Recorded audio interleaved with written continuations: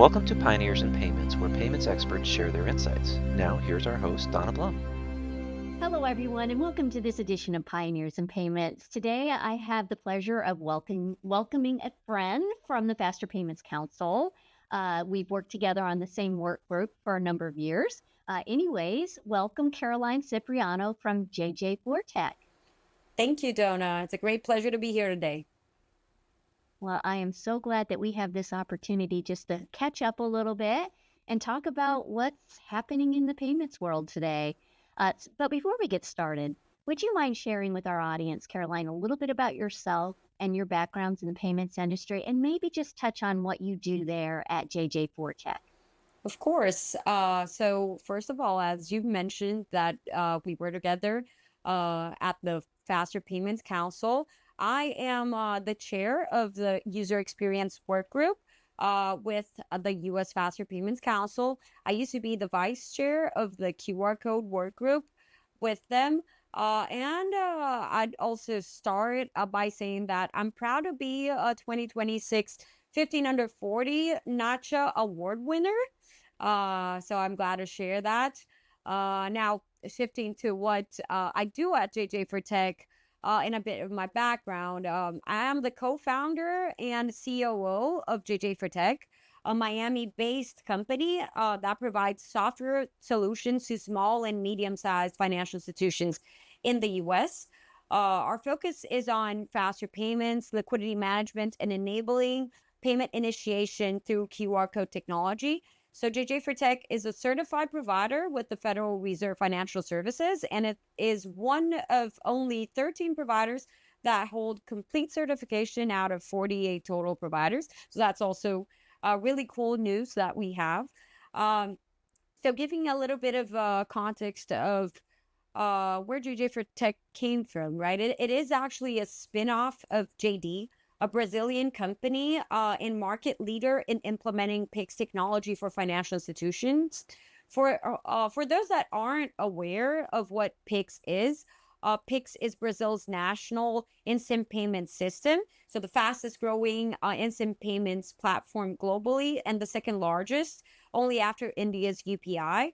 So JD brings over 20 years of experience in the industry, which with its technology currently supporting more than 1.1 billion transactions per month, so approximately 18 billion annually. So we have a track record with high volumes of instant payment transactions. So that explains a lot why we love instant payments so much. Prior to JJ4Tech, I founded and served as a statutory director at TEG IMF. TEG is a financial market infrastructure company within the StoneCo Group. We operated as a collateral registry for card receivables authorized by the Brazilian Central Bank. So in practice, I know it can sound kind of like complicated, but this functioned as a centralized database of merchant receivables, so enabling businesses to use those assets as collateral to access more affordable credit. So earlier in my career, prior to TAG IMF and definitely prior to JJ4Tech, I was also a director at two US-based startups. So one focused on high precision GPS for extreme sports, and another on gamifying sustainable transportation. Was some fun times, really exciting technology. I also hold a secret that I'm actually a licensed attorney in Brazil. And I found that combining like legal frameworks and emerging technology provides an actual like unique perspective on where the payment industry is headed. So that gives a little bit of a background, who I am and what I do in my day to day. Wow, that is impressive and very diverse. Yes. My goodness. Yeah. So, the title of our podcast is Pioneers in Payments, and you've certainly been pioneering a lot of new technology and new companies along the way. That's exciting. So, Yeah, super excited. I definitely have a thing for new technology and new companies. It really excites me to see new trends and help start them. It keeps things interesting too, Yep. huh? That's And it helps correct. helps the industry move forward, right? We always need to innovate. Absolutely. I agree. Well, thank you. So we're going to kind of start talking about this, kind of get the lay of the land of all things that are happening in the payments industry today. There's no right or wrong answers here. It's really just more your perspective. But what would you say is the biggest trend in the payments industry today? So actually, I'd say that if we're talking about like the most notable trend, I'd say that I'm what I'm seeing is like the shift from reactive payments to what we call agentic commerce.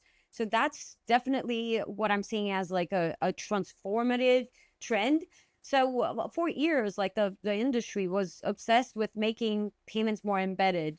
We definitely would see like wearables that we could use for checkout, right? That was a thing for a long time. Now we are entering an era where AI agents are becoming the primary transactors. So there's a McKinsey research that estimates that by 2030, agentic commerce could orchestrate $3 trillion to 5 trillion globally. So it's a huge number. And this isn't just like a chatbot helping to find a shirt. These are like autonomous systems with the delegated authority to research, negotiate, and execute payments for both consumers and businesses, right? So these are like I believe there are like three big reasons this is dominating the space. And the first one is the rise of the buy for me framework. So major players have spent the last year rolling out systems where an AI agent uses tokenized credentials to fulfill complex requests, like managing a company's recurring software as a service subscriptions, for example, right? Like with preset budgets, it turns payment from a manual click into a background process, and that's crazy. So, and I'd say that second, the pivot to identity defense, because agents are making payments traditional fraud detection, which looked for suspicious human clicking behavior, is obsolete. Like merchants and banks are now forced to verify that a legitimate AI agent is acting on behalf of a verified human to fight off deep seekers and synthetic IDs, right? So and I think that finally, like always on treasury, right? Like on the B2B side, predictive AI is now managing liquidity across global accounts in real time. So it instantly moves funds to capitalize on interest rates or hedge against currency fluctuations. So entirely without human intervention. Those are all unimaginable examples, applications, right? That if we looked at, I mean, even a year ago, right? So, and I like one example that I like to bring when we're talking about agentic commerce is really, I don't know if you've ever heard of Moltbook. Have you ever heard of it? Moltbook? Yeah, so Moltbook is quite crazy. It can be like summarized as a social media for AI agents, but Moltbook was launched in January 2026 as a third space, but like not for humans, but for AI agents. So these agents could like post, they could interact, they could collaborate and make decisions on behalf of their users. But the real innovation wasn't really the social layer. Like, so behind Moltbook, you had OpenClaw, and that's an identity and authentication system that like allowed agents to verify themselves, establish trust, and act on behalf of a human owner. So Meta like acquired Moltbook and it brought its founders into its AI organization. But this wasn't like only a social media acquisition because internally the value was clear of like Moltbook created a registry where agents are verified, permissioned, and tethered to human owners. So it Meta wasn't really like buying a network. It bought the identity layers for AI agents. So you may ask, like, why this changes commerce and payments, right? But this is where it becomes directly relevant to us that work in the payment space, right? Today's payment infrastructure assumes a human in the loop, right? Fraud models rely on behavioral signals, how you type, how you move, how you interact. That totally disappears in an agent-driven world, right? Now the question shifts from, like, is the person legitimate, to, is the agent authorized to act, and within what limits? And that also that that has lots of legal implications. Also, we definitely can feel that, right? So another crazy example when we think of this whole dynamics related to agentic commerce and Moltbook is that Circle ran a USDC based hackathon entirely on Moltbook, where agents could build projects. They evaluated outcomes, they voted, they transferred value using USDC. So agents weren't just participating, they were actual economic actors. So I think that if we think of trends related to agentic commerce, it's like we have lots of questions here of what are the limits, right? And where will it go? But definitely for payment processors, the real question is, are your rails ready to authenticate, authorize, and settle transactions initiated by AI agents, not humans? Because whoever owns that trust layer will define the next generation of e-commerce, right? So even though here at JJ4Tech, we don't work directly with agentic commerce, it's definitely something that we have been seeing in the industry as next to a current trend, right? Yes, yes.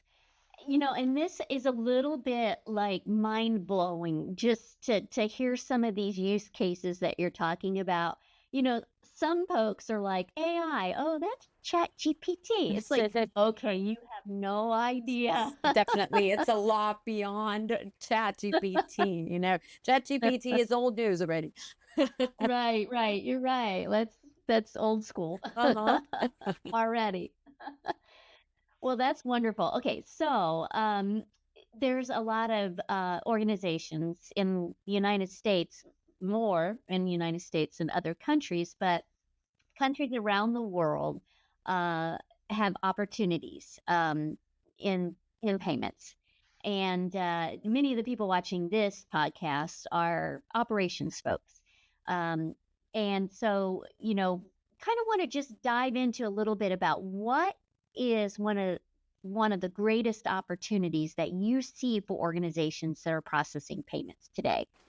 This is a great question because even though agentic payments are still, a question, right? Like we still don't know how they're gonna evolve. I definitely have to say that a big opportunity right now and quite tangible when it comes to payments is without a doubt faster payments. And that definitely relates a lot to our work within the Faster Payments Council, right? So the demand for instant settlement is reshaping everything.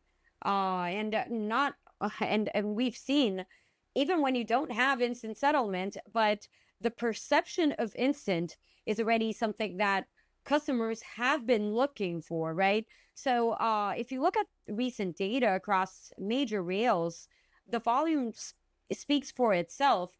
So if we look even like to Zelle, right? Zelle with no instant settlement, Zelle crossed $1 trillion in 2024 of transaction processed volume and hit 1.2 trillion in 2025.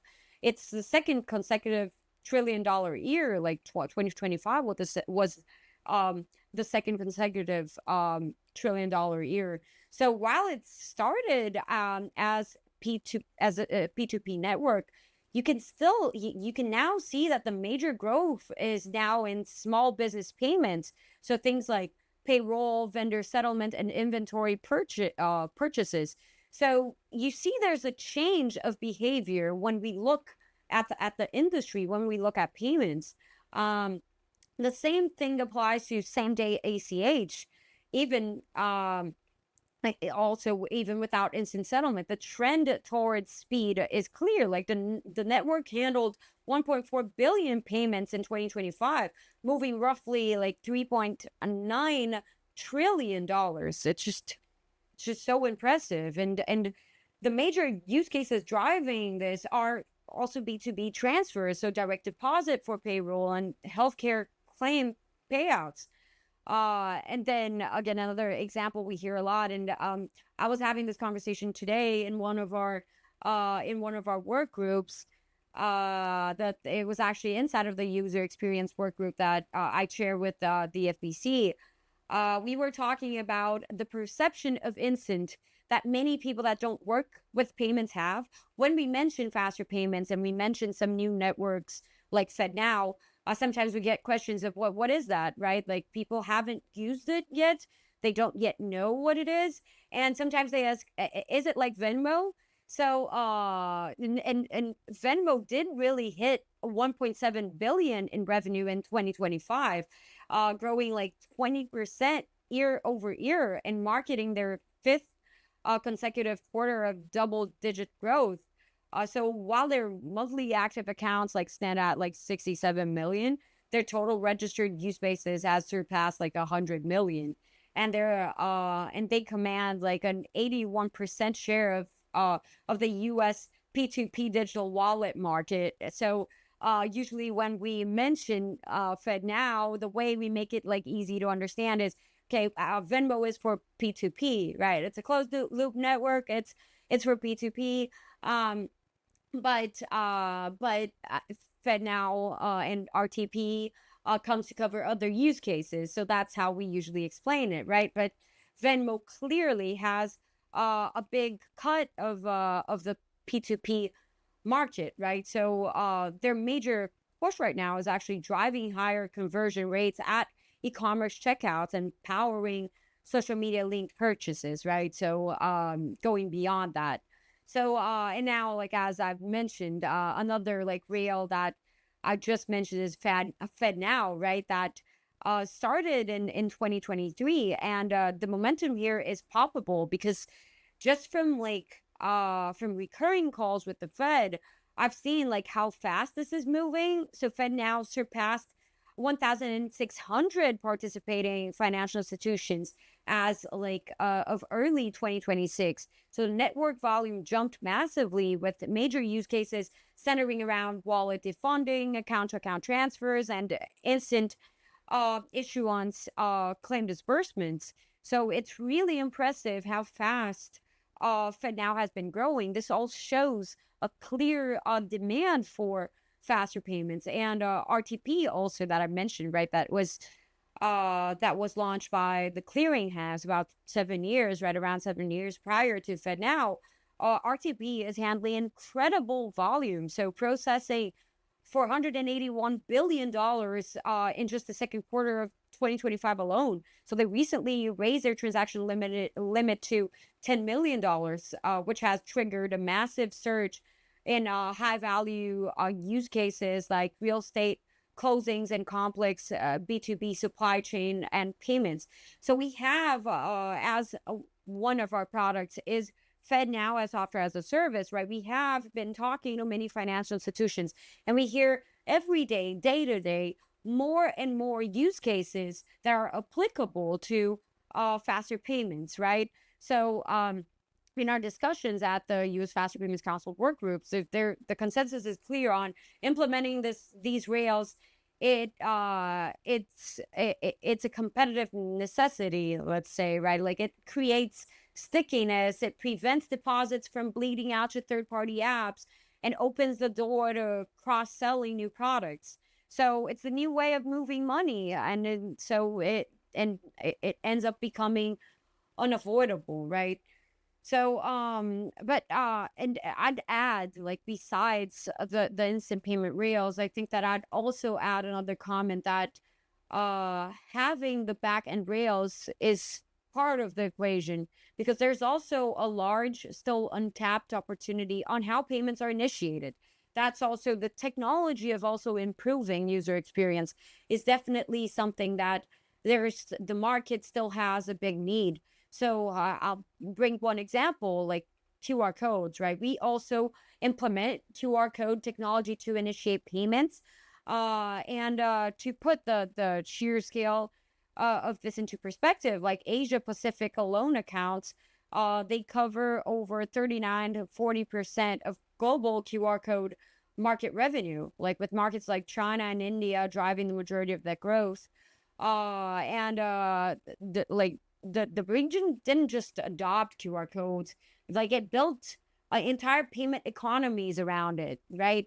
So there's also another like impressive research that kind of like shocked me when I saw the number, but there's a Juniper research that estimates that global QR code payment spend uh is projected to reach $8 trillion by 2029. So it's a 48% market growth in just like 4 years. So we definitely saw this firsthand with pigs. Pigs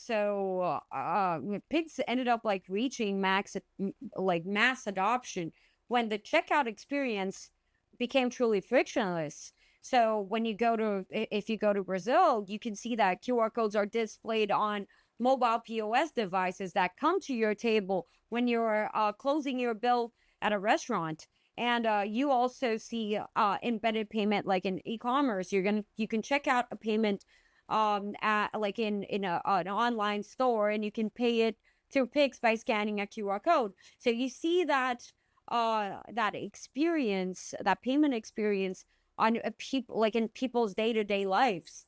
And you also see that embedded into invoices. So you name it, there's so many potential use cases. And I think that a last comment that I would leave regarding that subject is that in the US, we are starting to lay the groundwork for this with the new X9 payment QR code standard. So there's a standard being developed by X9 called the X9A4 work group. I am part of that work group, the X9 150 work group. So we're working on creating a standard for QR codes in the US, and standardization is really important for interoperability, right? And to increase mass adoption. So with the standard, you can enable a single standardized QR code.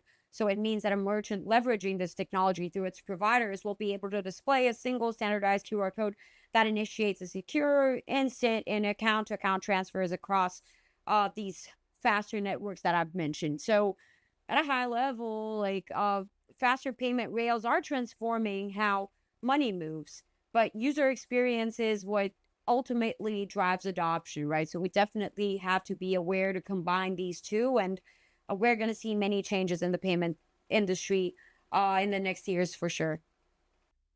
Absolutely. Yeah, and definitely keeping an eye on QR codes here in the United States. I think that we're just starting to get started with those. There are some countries where their entire payments ecosystem is built on QR codes, and everybody has a phone in their hand. So it's super simple, very frictionless. So yeah, that's fantastic. Okay, so we talked a lot about all opportunities, lots and lots of opportunities. Obviously, we also have quite a few challenges. What would you say is the greatest challenge for organizations that are processing payments? Um, that this is a really great question because on like my day to day, right, working with financial institutions, I hear constantly many worries, right, like many points that financial institutions already deal with in their day to day, but that they sometimes are not aware of what are the changes that they need to make considering these new technologies. So challenges like compliance, fraud prevention, and liquidity management are topics that I hear all the time. And we offer lots of solutions that help with that because we know that we've heard many times like financial institutions worried about that. But it is a fact that all these problems, they have always existed in financial services, right? They're not new problems. So what's changing is really the environment, right? New technologies like instant payments, they compress timeframes and raise expectations, which means these same challenges now they have to be managed in real time, right? Or you have to be more preventive, right? Um, and that's where the complexity comes in. Like the challenge is not just adopting new technology. It's doing so while continuing to meet the same or higher standards of safety, resilience, and trust. And most institutions are doing this on infrastructure that has been built and reinforced over decades, right? So these systems are incredibly reliable, right? When we look at um, the traditional cores, right, which is exactly why replacing them isn't simple or always immediately safe. Stability matters, right? So modernization becomes a balancing act, like introducing new capabilities without compromising what already works. This is what I've heard a million times from banks as being like one of the major issues that they have, right? They're open to innovating, to like adding new capabilities, but they still have a legacy core system, right? That is hard to work with. Being sure that you're gonna keep all of the safety measures in place, right? So um, what we often see is that institutions are being asked to support new capabilities like instant payments, ISO 20022, and real-time fraud decisioning on top of environments that weren't originally designed for real-time processing. So as a result, evolution tends to happen in layers rather than through full replacement. And that creates a real tension. So institutions need to modernize to stay competitive, but they also need to protect what already works, right? So the challenge isn't less about fixing legacy and more about how to evolve it safely, incrementally, and without disrupting core operations. So this is where like collaboration with technology providers becomes so important, not as a replacement for core systems many times, but as a way to extend them, reducing dependency on the cores for innovation cycles, enabling faster iteration at the edges, and allowing institutions to introduce new capabilities without like taking on unnecessary risk. So in many cases, the most effective path forward isn't a full rebuild. It's a thoughtful architecture that combines the strength of existing systems with the agility of modern technology, right? And modern companies. Yeah, I think that's very good too. And if you think about the approach of like a complete replacement, that is not only is there a lot of risk involved with that, but that is really time consuming, super complex. Things get broken along the way. It's yeah, you want to make smaller modifications along the way to increase the functionality without completely tearing everything apart and rebuilding from scratch. So yeah, that makes Definitely. a lot. Yeah. Definitely. And by the So way, I if love the you have, QR code in your background. oh, thank you. Yeah. um. So when you are thinking about all the things that are happening in payments today, and you wanted to provide a financial institution, let's say, or an organization that processes payments, with a silver bullet piece of advice, what would that be? Oh, that's a great question.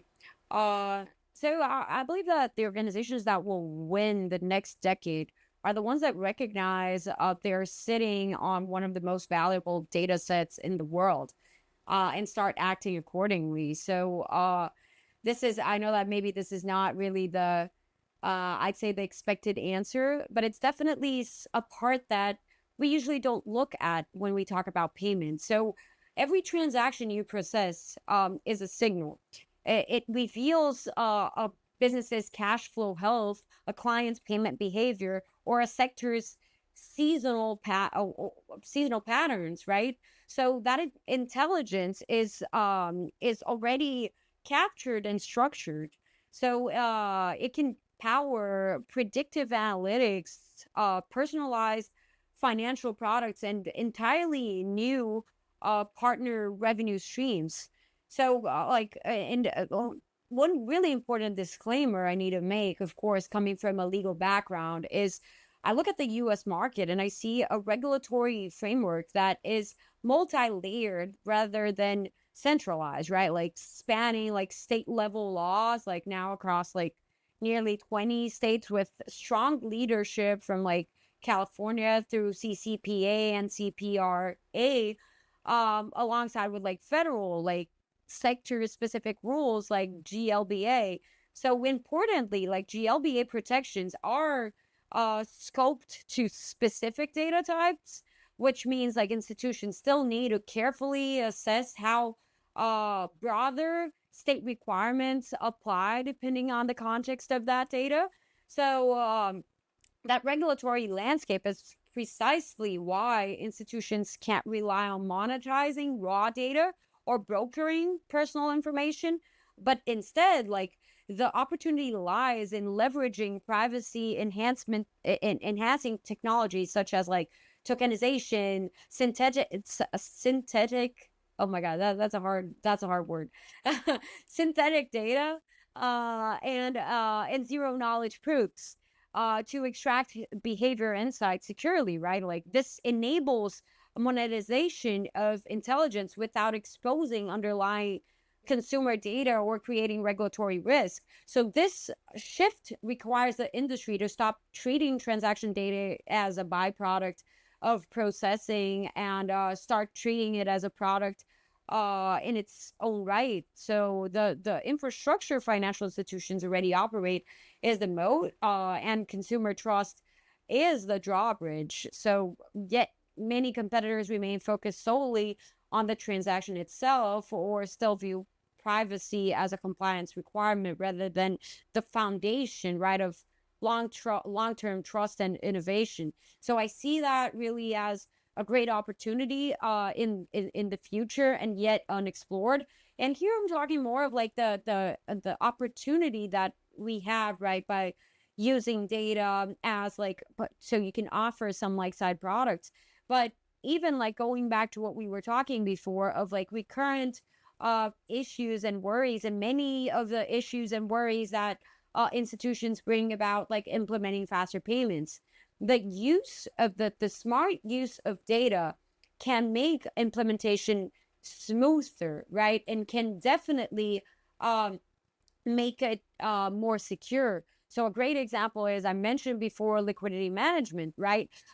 We offer at JJ4Tech a dashboard that helps with liquidity monitoring. And the reason why is because we've heard so many times like financial institutions saying that with sending, right, when you're sending a faster payment transaction, a big worry that they have is managing liquidity. So if you actually like monitor the balance of your master account, for example, and you define thresholds and alerts, your operations department will be more prepared and will be ready to manage your instant payment product, right? So these are smart ways for you to leverage data and be able to monetize with it if you're building new products, right, or cross-selling, or if you're just like managing internally and making sure that your implementation is smarter, right?